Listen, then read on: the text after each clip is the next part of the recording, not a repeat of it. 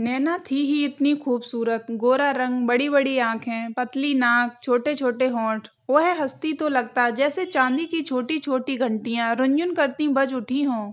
उसके अंग-अंग से उजाले से फूटते थे। राहुल और नैना दोनों शहर के बीच बहते नाले के किनारे बसी एक झुग्गी बस्ती में रहते थे। नीचे गंदा नाला बहता, ऊपर घने पेड़ों की ओट में बने झोपड़ी-नुमा कच्चे-पक्के घरों में जिंदगी पलती। बड़े शहर की चकाचौंध में पैबंद सी दिखती इस बस्ती में राहुल अपने माता-पिता और छोटी बहन के साथ रहता था और यहीं रहती थी नैना भी। राहुल के पिता रिक्शा चलाते, माँ घर-घर झूठन धोती, नैना की माँ भी यही काम करती और उसके पापा पकौड़ी की फेरी लगाते। नैना बड़े चाव से पकौड़ी बनाती, खट्टी-मीठी चटनी तैयार करती, दही जमाती, प्याज, अदरक, धनिया महीन-महीन कतरती और सब कुछ पीतल की चमकती बड़ी-सी परात में सजाकर बाबा को देती। बाबा परात सिर पर उठाए गली-गली चक्कर काटते। दही, चटनी, प्याज डालकर दी गई पकौड़ी हाथों हाथ बिक जाती। नैना के बाबा को अच्छे रुपए मिल जाते, पर हाथ आए रुपए कभी पूरे घर तक न पहुंचते। ज्यादातर रुपए दारू में खर्च हो जाते। फिर नैना के बाबा कभी नाली में लौटते मिलते तो कभी कहीं गिरे पड़े मिलते। ऐसे गलीज माहौल में पली बड़ी नैना की खूबसूरती पर हालात की कहीं कोई छाया तक नहीं झलकती थी। राहुल सब कुछ भूलकर नैना को एकटक देखता रह जाता था। नैना के दीवानों की कमी नहीं थी, कितने लोग उसके आगे पीछे मंडराया करते, पर उनमें राहुल जैसा कोई दूसरा नहीं था। राहुल भी कम सुंदर नहीं था, भला स्वभाव तो था ही उसका। गरीबी में पलवड़ कर कमियों की खाद पाकर भी उसकी देह लंबी ताकतवर थी। एक से एक सुंदर लड़कियां उसके इर्द गिर्द चक्कर काटती, पर कोई किसी भी तरह उसे रिझा न पाती, क्योंकि उसके मन में तो नैना बसी थी। नैना के मन में बसी थी हीरे की अंगूठी। उसे बचपन से हीरे की अंगूठी पहनने का चाव था। सोते जागते उसके आगे हीरे की अंगूठी नाचा करती। अपनी इसी इच्छा के चलते एक दिन नैना ने सारे बंधन झुठला दिए, प्रीत की रीत बुला दी। बस्ती के एक छोर पर पत्थर की टूटी बेंच पर नैना बैठी थी, काले रंग की छींट की फ्रॉक पहने, जिस पर सफेद गुलाबी रंग के गुलाबी फूल बने थे। फ्रॉक की कहीं सिलाई खुली, कहीं रंग उड़ा, पर वह पैर पर पैर चढ़ाए किसी राजकुमारी की सी शान से बालों में जंगली पीला फूल लगाए बैठी थी। सब उसी को देख रहे थे। इतराते हुए बड़ी अदा से नैना बोली, जो मेरे लिए हीरे की अंगूठी लाएगा, मैं उसी से शादी करूंगी। नैना की ऐसी विचित्र शर्त सुनकर सबकी उम्मीदों पर जैसे पानी फिर गया। राहुल को तो अपने कानों पर यकीन ही नहीं हुआ। धन्नो काकी यह तमाशा देखकर ठहरी और हाथ नचाते हुए बोली, घर में खाने को भूंजी भांग नहीं, उतरन के कपड़े, मांगे का सामान। माँ घर घर झूठे बर्तन धोए, बाप फेरी लगाए और दारू पिए, और ये पहनेंगी हीरे की अंगूठी। ऐसा कहकर वे आगे बढ़ गईं। तभी राहुल के मुंह से निकला, मैं पहनाऊंगा तुम्हें हीरे की अंगूठी, और सब हैरानी से उसे देखते रह गए। राहुल के घर में खाने के भी लाले थे। बीमार पिता की दवा के लिए पूरे पैसे नहीं थे। छत गिर रही थी। एक छोटी बहन ब्याहने को बैठी थी। उस राहुल ने नैना को हीरे की अंगूठी देने का वचन दे दिया। वह भी उसे, जो उसका इंतजार करेगी भी या नहीं, यह वह नहीं जानता। सचमुच राहुल के लिए हीरे की अंगूठी खरीदना और आकाश के तारे तोड़ना एक समान था। अभी तो वह पढ़ रहा है, बड़ा होनहार लड़का है वह। टीचर उसे बहुत प्यार करते हैं, उसकी मदद के लिए तैयार रहते हैं। राहुल पढ़ लिख कर कुछ बनना चाहता है। राहुल की माँ भी चाहती हैं कि वह पढ़ लिख कर अपनी जिंदगी संवारे, इसीलिए वह हाड़ तोड़ मेहनत कर राहुल को पढ़ा रही हैं। राहुल की माँ 35-36 साल की उम्र में ही 45 साल की दिखने लगी हैं। उसे लगता है कि उसका बेटा जग से निराला है। एक दिन वह पढ़ लिख कर बड़ा आदमी बनेगा और उसकी सारी गरीबी दूर हो जाएगी।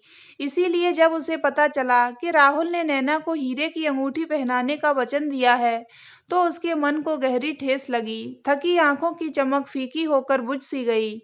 राहुल में ही तो उसकी माँ के प्राण बसते थे। अब तक मन में एक इसी आस के भरोसे कितनी तकलीफ सहती आई हैं कि राहुल बड़ा होगा तो उसके सारे कष्ट दूर कर देगा। वह भी जिएगी, हंसेगी, सिर उठाकर चलेगी। आज उसका यह सपना पानी के बुलबुले सा फूट गया। अब क्या करे? राहुल तो अब ऐसी तलवार की धार पर, कांटों भरी राह पर चल पड़ा है, जिसके आगे अंधेरे ही अंधेरे हैं।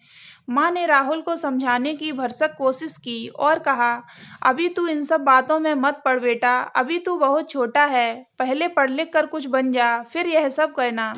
मुझे रुपए चाहिए माँ। रुपए पेड़ों पर नहीं लगते। हम लोग तो पहले से ही सिर से पैर तक कर्ज में डूबे हैं। माँ, तुम नहीं समझोगी इन सब बातों को। मुझे समझना भी नहीं है। मेरे पास बहुतेरे काम हैं। तू अभी। माँ की बात पूरी होने से पहले ही राहुल बिफर उठता। अब वह अपनी माँ से, अपनों से दूर होता जा रहा था। नैना और हीरे की अंगूठी अब राहुल और उसके अपनों के बीच एक ऐसी दीवार के रूप में खड़ी हो गई थी जो हर पल ऊंची होती जा रही थी। उसे तो एक ही धुन सवार थी कि जल्दी से जल्दी ढेर सारा पैसा कमाना है ताकि हीरे की अंगूठी खरीद सके। राहुल जब तक किसी सुनार की दुकान के बाहर खड़ा होकर अंदर देखा करता था, एक दिन उसे अंदर झांकते देख दरबान ने डांट कर भगा दिया। नैना को पाने की ख्वाहिश में वह अपनी हैसियत वगैरह सब भूल गया था। राहुल को यह भी नहीं समझ आया कि वह नैना को प्यार करता है और नैना हीरे की अंगूठी को प्यार करती है।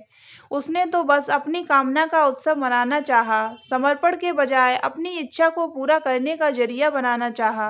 राहुल अपनी पढ़ाई छोड़ इस शहर से बहुत दूर जा रहा था। जाने से पहले नैना से विदा लेने आया वह भुट्टा खाती एक छोटी सी मोटी दीवार पर बैठी पैर हिलाती नैना को वह अपलक देखता रहा।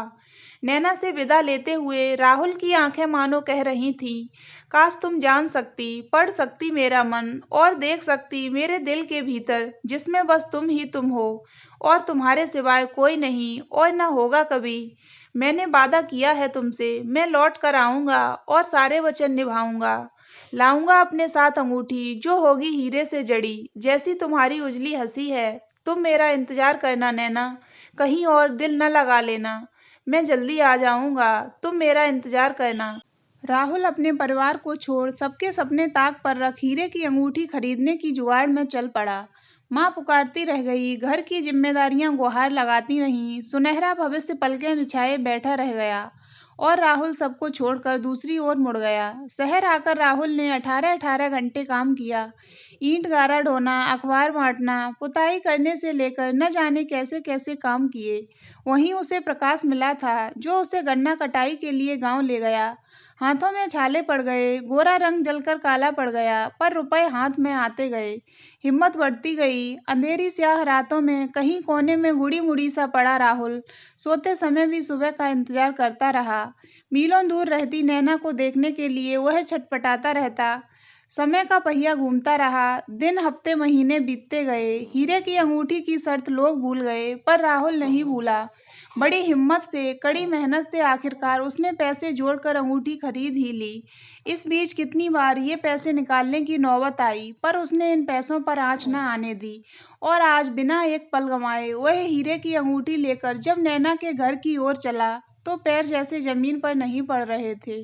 राहुल शहर से लौटकर सबसे पहले अपनी माँ के गले कुछ ऐसे लिपटा मानो कह रहा हो, माँ, तेरा राहुल जीत गया। अब नैना को तुम्हारी बहू बनाने से कोई नहीं रोक सकता, क्योंकि तेरा राहुल नैना की शर्त पूरी करके ही लौटा है। माँ ने उसका ध्यान तोड़ते हुए कहा, तुम ठीक हो ना बेटा? कहाँ चले गए थे तुम? इतने दिनों तक क्या तुम्हें अपनी बीमार माता पिता और बहन की याद भी नहीं आई? कहते हुए वह सिसकने लगी। माँ, अब रोना धोना बंद करो, अब मैं आ गया हूं ना। अपनी नैना को तेरी बहू बनाकर लाने का समय आ गया। तुम जिस नैना के लिए हीरे की अंगूठी लाए हो ना, उसे पहले ही कोई और हीरे की अंगूठी पहना कर ले जा चुका है। झूठ मत बोलो माँ, मेरी नैना को कोई नहीं ले जा सकता। ले जा चुका है बेटा। तेरी नैना को हीरे की अंगूठी से प्यार था, तुझसे नहीं, जो उसे कोई और पहना कर ले गया। तुझे रूपवती लड़की चाहिए थी, गुणवती नहीं, और उसे हीरे की अंगूठी चाहिए थी, हीरे जैसा लड़का नहीं। उसे हीरे की अंगूठी तो मिल गई, पर हीरे की अंगूठी देने वाला पक्का शराबी है। तुम हो कि ऐसी लड़की के लिए घर, माता पिता और बहन सब छोड़कर चल दिए। बस माँ, बस करो अब। राहुल रोते हुए कमरे से बाहर निकल गया। राहुल को लगा कि वह भीड़ भरी राह पर सरपट दौड़ा चला जा रहा है। गाड़ियां सर से दाएं बाएं, आगे पीछे से गुजर रही हैं। उसे न कुछ दिखाई दे रहा है, न सुनाई दे रहा है। एकाएक किसी का धक्का लगने से वह गिरा, आधा फुटपाथ पर और आधा सड़क पर। हाँ, प्यार के पागलपन में कितना कुछ गंवा दिया, यह समझ आते ही पछतावे से भरा राहुल उठ खड़ा हुआ, अपनी बहन के लिए हीरे जैसे लड़के की तलाश में। तो दोस्तों, अगर आपको ये कहानी अच्छी लगी हो तो वीडियो को लाइक करें और ऐसी ही अन्य कहानियाँ सुनने के लिए हमारे चैनल को सब्सक्राइब अवश्य करें।